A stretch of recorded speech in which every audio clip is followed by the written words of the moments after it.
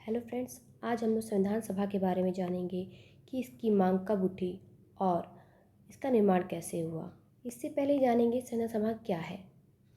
आमतौर पर किसी भी लोकतांत्रिक देश में उसके संविधान के निर्माण का कार्य एक जनप्रतिनिधि संस्था द्वारा किया जाता है, जो संविधान के विभिन्न पक्षों, उद्देश्यों और प्रावधानों आदि पर विचार करती है तथा संविधान बन जाने पर उसे अंगीकृत भी करती है। इस प्रकार की संस्था को संविधान सभा कहते हैं। भारत का संविधान बनने के लिए ऐसी सभा का निर्वाचन जुलाई 1946 में हुआ। भारत में संविधान सभा के सिद्धांत का दर्शन सर्वप्रथम तिलक के निर्देशन में तैयार किया गया 1895 के स्वराज विधेयक में, और 1922 में गांधी जी ने कहा था भारतीय संविधान भारतीयों की इच्छानुसार होगा, और 1924 में पंडित मोतीलाल नेहरू ने ब्रिटिश सरकार के सम्मुख संविधान सभा के निर्माण की मांग प्रस्तुत की।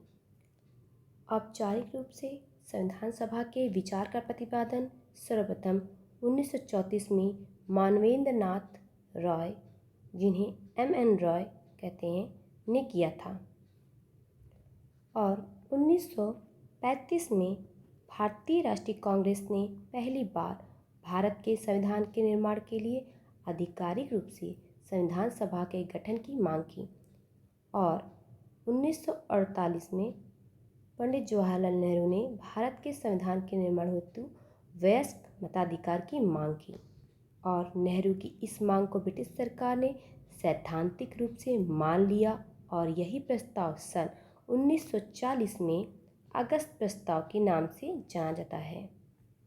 1942 में ब्रिटिश सरकार के कैबिनेट मंत्री सर स्टैफर्ड क्रिप्स के द्वारा प्रस्तुत क्रिप्स मिशन योजना के अंतर्गत ब्रिटिश सरकार ने आश्वासन दिया कि भारत में एक निर्वाचन संविधान सभा होगी जो युद्ध के बाद भारत का संविधान तैयार करेगी। उस समय दूसरे विश्व युद्ध की शुरुआत हुई थी। क्रिप्स मिशन को मुस्लिम लीग ने अस्वीकार किया, क्योंकि उनकी मांग थी कि भारत के दो स्वायत्त हिस्सों में बांटकर दोनों हिस्सों के लिए अलग अलग संविधान सभा बनाई जानी चाहिए। क्रिप्स मिशन तो फेल हो गया। उसके बाद 1946 में कैबिनेट मिशन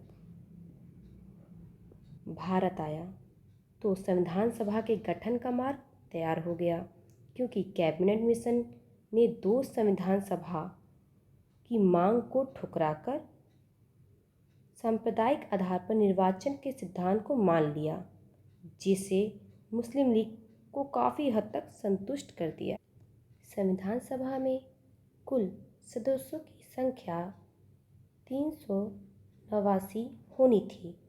इनमें से 296 सीटें ब्रिटिश भारत के प्रांतों को और 93 सीटें देसी रियासतों को दी जानी थीं।